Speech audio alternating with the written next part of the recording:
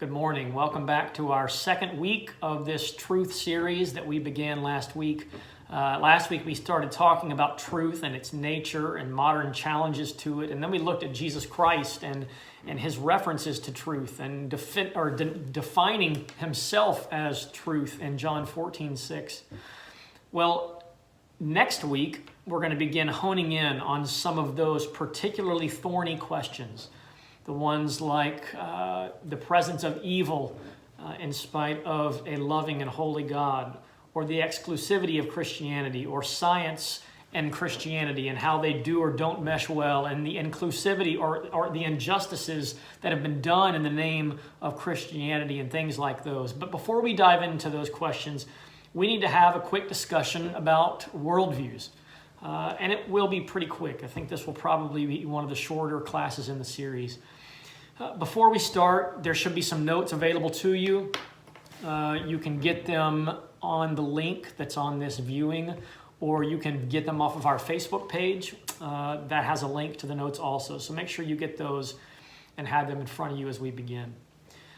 Ronald Nash, who is a professor at the Reformed Theological Seminary in Orlando. He's a professor of philosophy. He tells the story of a California gangster named Mickey Cohen who shocked people about 75 years ago on both sides of the law when he went forward at a Billy Graham crusade and he professed his faith in Christ.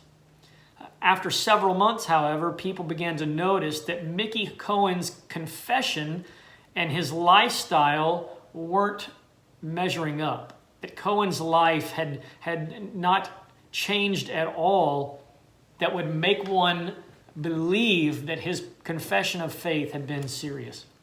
And during an interview, Cohen made it clear that he had no interest in abandoning his career as a gangster. He explained that his position in quite the novel way. He said that since we have Christian movie stars and we have Christian politicians, he noted that he wanted to be known as the first Christian gangster.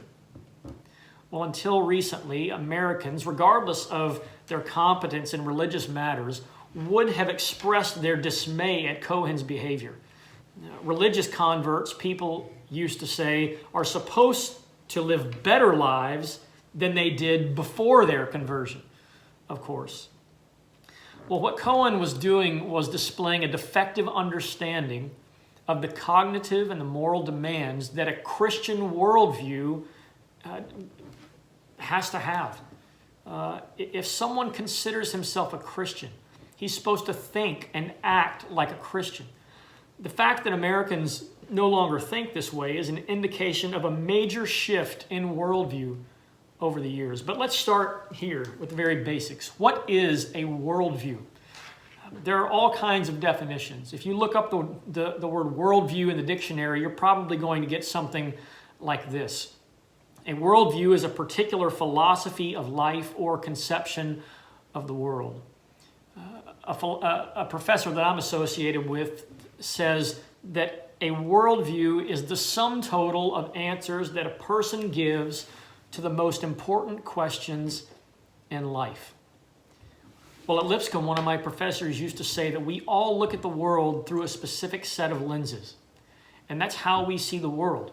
It might be an upper-class, white, Christian worldview set of lenses. It might be a lower-class, Middle Eastern,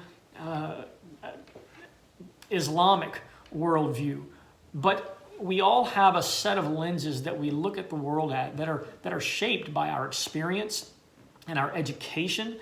And although the Bible never uses the word worldview, we read in Colossians 2 about being able to discern between false philosophies. It says this, it says, "So then, just as you received Christ Jesus as Lord, continue to live in him, rooted and built up in him, strengthened in the faith as you were taught, and overflowing with thankfulness. See to it that no one takes you captive through hollow and deceptive philosophy, which depends on human tradition and the basic principles of this world rather than on Christ." Now, it's important for us to realize and to understand that everyone has a worldview. Every person on earth operates within a worldview, whether they realize it or not, and many of them don't realize it. In the case of children, for instance, that worldview is evolving. I mean, how great is the responsibility of a father and a mother to guide their kids into a biblical worldview? It doesn't happen by accident, right? It doesn't happen by osmosis. It happens because of the intentionality of a mother and a father who want their child to grow up with a Christian belief system.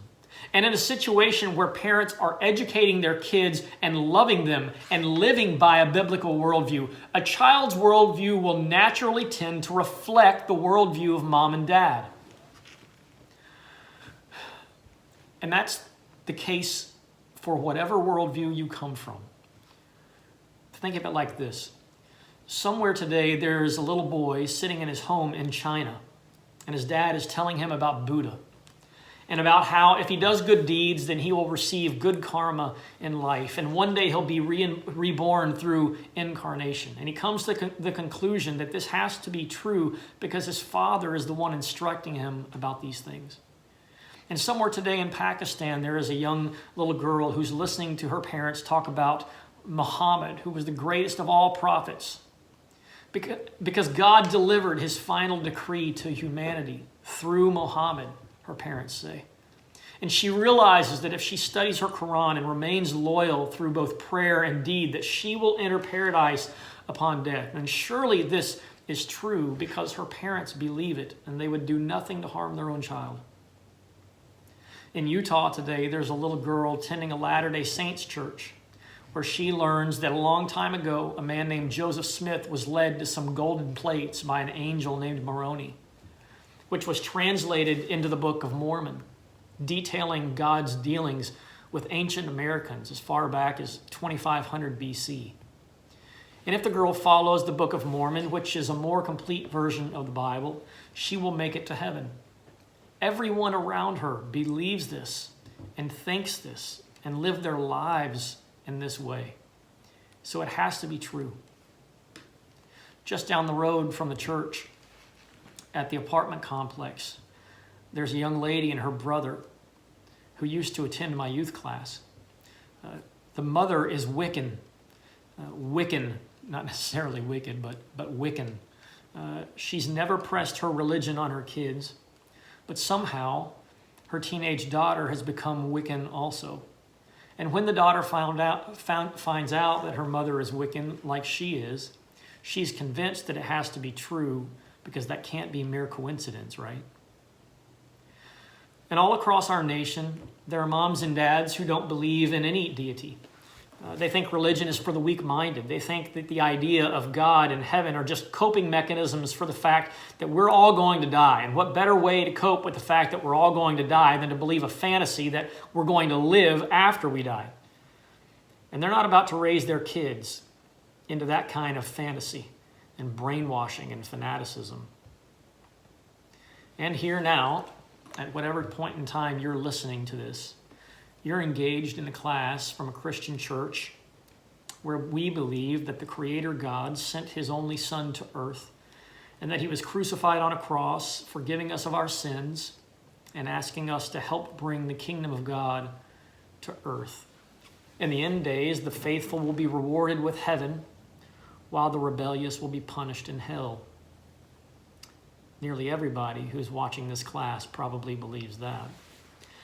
And each one of us is convinced, beyond a shadow of a doubt, that we're right. We believe we know the truth because that is what has been presented to us by those we love, or that has been our experience and education throughout our lives. Whether or not we have accepted that truth is our own choice and our own decision, but we feel like we're sure that we know what the truth is. Now, the above examples give us different examples of religions, some of which come from differing worldviews. How important is a worldview?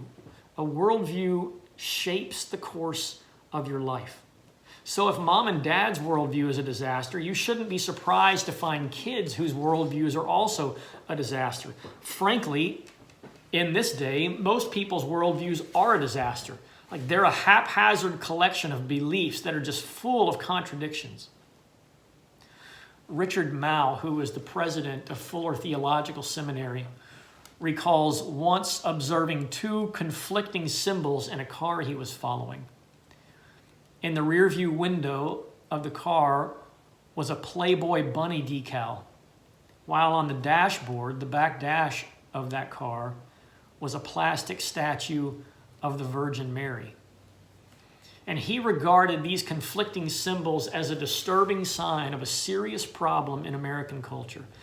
The confusion of generations who are growing up with inconsistent worldviews and their own inability to understand how confused they really are. And he continued witnessing young people who were placing fragments of different worldviews side by side without thinking about their incompatibility. So many people today, under the guise of this word tolerance, are reluctant to disagree with the opinions of other people, no matter how false those opinions might be. This inevitably leads to a worldview that would be called relativism, where everyone's beliefs are created equal, whether Mother Teresa or Adolf Hitler. I mean, it's essentially you have your worldview and I have my worldview,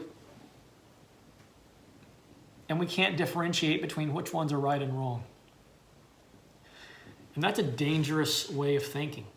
And unfortunately, it's a way of thinking that the culture today would have us believe. There are 5 big questions within a worldview. There are more than just 5 questions within there or questions that they attempt to answer, but there are 5 major ones. And I want to run through those real quick. And the first and foremost is God.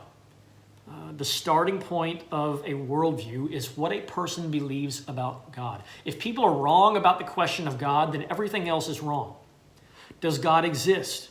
What is God's nature? Is there one God or are there many gods? Is God a personal being? That is he the kind of being that we can know and love and the kind of God that acts? Or is he an impersonal force or just merely a power? Because of conflicting worldviews about the nature of God, systems like Buddhism and Hinduism and Shintoism are seen as sometimes different religions that can get us to the same place, right? Years ago, I had lunch with a man who was attending our church, who proposed the theory that all religions are like a different staircase leading to the same heaven. Well, that's what we call universalism. And I knew immediately that this man and I had very strong differences in regard to belief. Many people believe that all the religions are fundamentally the same and only superficially different. But that's almost the opposite of what is true. The truth is that they are fundamentally different and only superficially the same at best. And so the question of God is where we start a worldview. The next major question is what we call ultimate reality, or if you want a big word, some people refer to it as metaphysics. And though that's a big word, it's not really a terribly difficult concept. We're talking about questions like, how old is the universe? And has it always existed, or did it have a beginning? Is there something that exists other than the body? Like, is there mind? Is there soul? And what's the relationship between God and the world? Are God and the world co-eternal? Are they interdependent beings? Can a supernatural reality, like a being beyond nature, can a kind of being that Christians call God, can a supernatural being act in the world and have an influence on it? Are miracles possible? So these are the kinds of questions we're talking about when we ask about ultimate reality. A third major question of a worldview is what we call knowledge. Or you might call it epistemology if you want to sound real fancy. Questions kind of questions like, what's the most important access to knowledge? Senses, or is it our intellect, right? Is truth relative, or are there objective truths that must apply to everybody who's ever lived? Can we trust our senses? Is the scientific method the only, or perhaps the best knowledge or method of knowledge? Is knowledge about God even possible? If so, how can we know God? And so these are questions that deal with knowledge or epistemology. The fourth question it deals with ethics, right? We make moral judgments about the conduct of individuals and of nations. The kinds of ethical beliefs that are important in this context, however, are more basic than moral judgments about single actions. Like it's one thing to say that some action of a human being like Adolf Hitler or a nation like Iraq is morally wrong. But ethics is more concerned with the question of why a human action is wrong. Are there moral laws that govern human conduct? And what are they? Does it make sense to say that some actions might be wrong in one culture but okay in another culture? Or does morality transcend cultural boundaries? That's what we're talking about when we talk about ethics. The last big question of a worldview is what we call human persons, right? Human persons. And so we ask questions here like what is a human being? Am I just a body? What happens when I die? Does human consciousness exist beyond the body? Do I really possess freedom, or has everything already been determined? These are the kinds of questions that we deal with when we're talking about human persons, right? So those are the 5 big questions within a worldview. Now I want to make a very important observation. I don't want to suggest that everyone within the same worldview agrees on every single issue. Even Christians who share beliefs on essential issues might disagree on other important points. For instance, they might disagree on their fundamental understanding of human freedom and the sovereignty of God. Or they might disagree over how some revealed law of God applies to a current situation. Christians might squabble over issues like national defense or capital punishment or the welfare estate, or to say nothing of the issues that divide Christendom into different denominations, right? Do those disagreements undercut what we're saying about the nature of a worldview? No, they don't at all.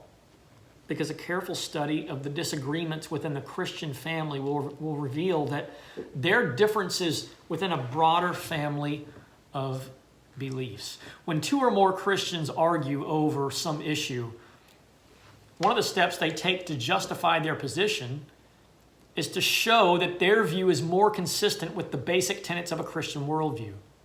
But they still all fall under the Christian worldview, right?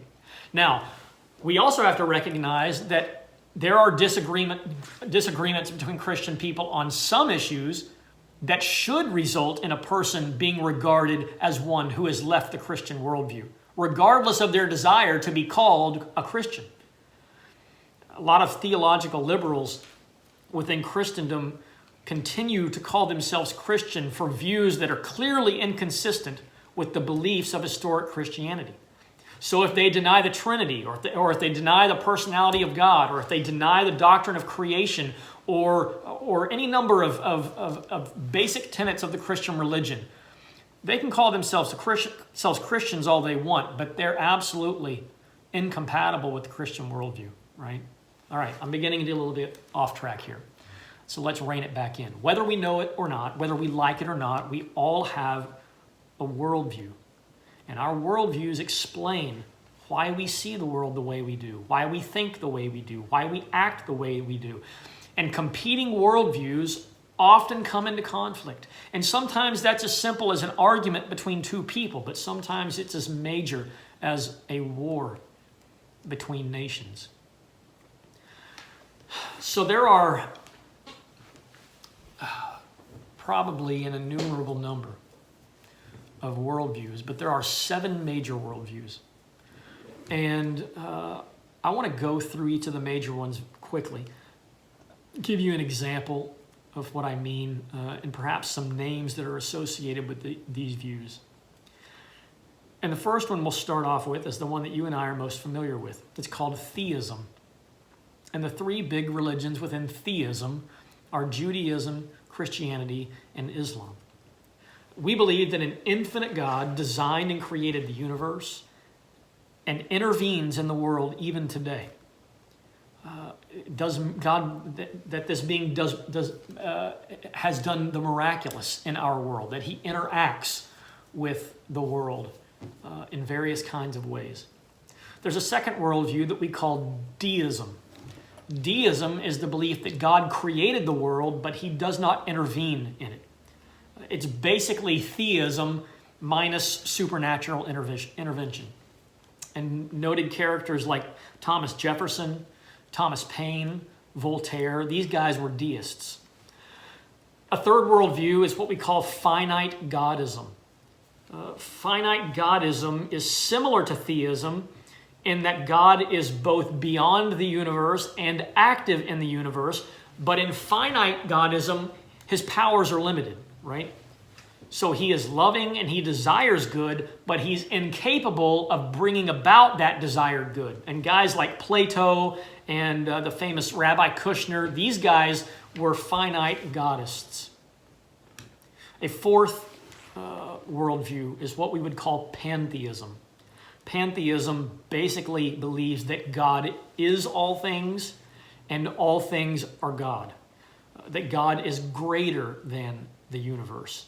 And that we can find God in everything, whether a person or an animal or a plant or the air that we breathe. Hinduism, Zen Buddhism, Christian scientists, like these are people who believe in pantheism. There's a similar sort of worldview, the fifth one that we would call panentheism.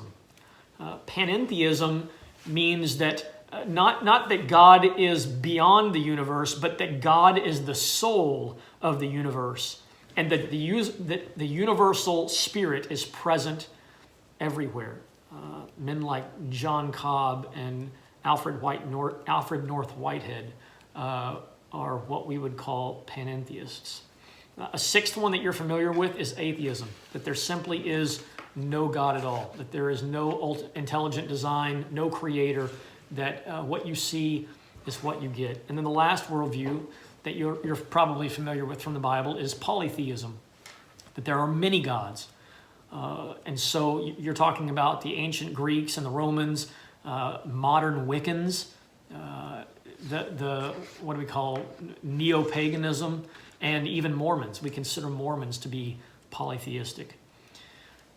Now, I know that some of those are kind of big words, and it's going to be hard for you to remember 7 different worldviews.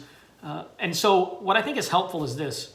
There are lots of different apologists that I'm going to refer to in the next several weeks. Guys like Tim Keller or Ravi Zacharias or David Knox or Ronald Nash, or any number of different people. And I think you'll get familiar in hearing their names and learn about some of their literature. But Ravi Zacharias says that you can boil all worldviews down into 3. He says you can boil them all down into one of these 3, which I think is much easier to remember, right? The first is this: only the universe exists.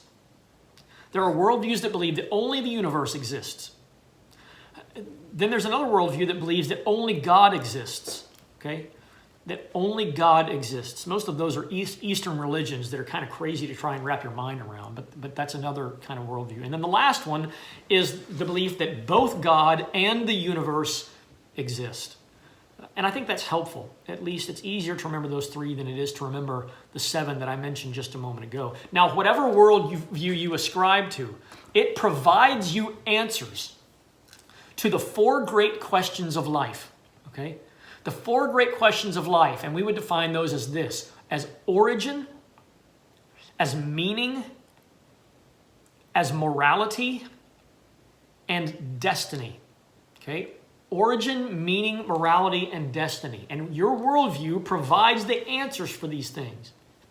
Now, someone might give you a clever answer on meaning, but does it tie in with their philosophy on origin or on destiny? And so all four of these have to make sense and match up. Now, whenever you look at a worldview, you've got to test them somehow. Like there's got to be a way to look at each individual worldview and judge them based on their validity.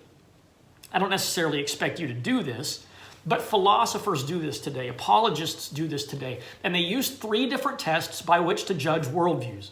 Okay, the first one is called logical consistency. For example, I said last week that there are many people who say today that there is no absolute truth. Well, that's not logically consistent because that is an absolute statement. I mean, it contradicts itself, right?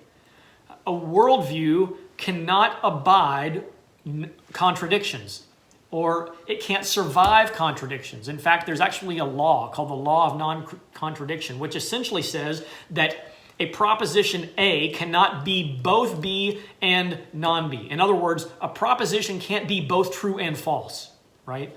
So your worldview has to be logically consistent. And it has to answer the questions of origin and meaning and morality and destiny. It has to be able to answer each of those in a way that's logically consistent with the others. A second one is empirical adequacy. What this means is that it corresponds to reality as we see it. And then a third test for worldviews today is what we would call experientially relevant. It is experientially relevant. This means that it can be lived out, that your worldview can be lived out, and it's logically consistent, and it's empirically adequate. Now, gosh, those are huge words, right? And that's like totally boring stuff for most of you, and I get it, okay? But when you talk about worldviews, it's important because you've got to have a basis on which to justify one worldview over another. For atheists, their worldview begins with inanimate matter, right? And since there was nothing there before to make it what it was, it could have been anything. There's no statistical probability one way or another. They choose to believe stuff and energy, and there's just zero proof for that, right? They have faith, just like we have faith, but they have faith in matter. Like they're guessing because they don't have the answers. And for billions of years, with no creator and no intelligence and no purpose and no plan, there emerges this lifeless matter and energy that somehow emerges into living personhood. Well, for us, for Christian people, it's the other way around. First, there was life.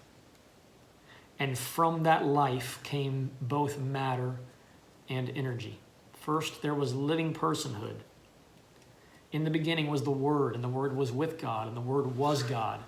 He was with God from the beginning. Through Him, all things were created. Without Him, nothing was made that has been made. And so the Christian worldview begins with life and then moves on to matter and energy.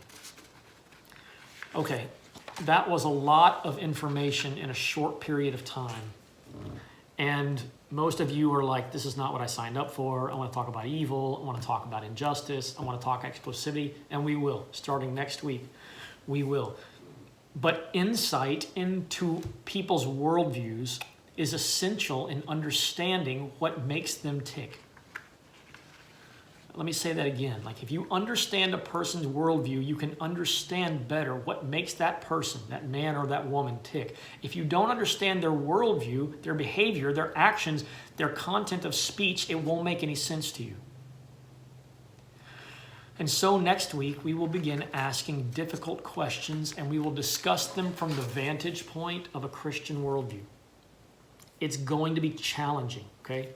This is going to be intellectually challenging. This is not lighthearted fare. It's difficult.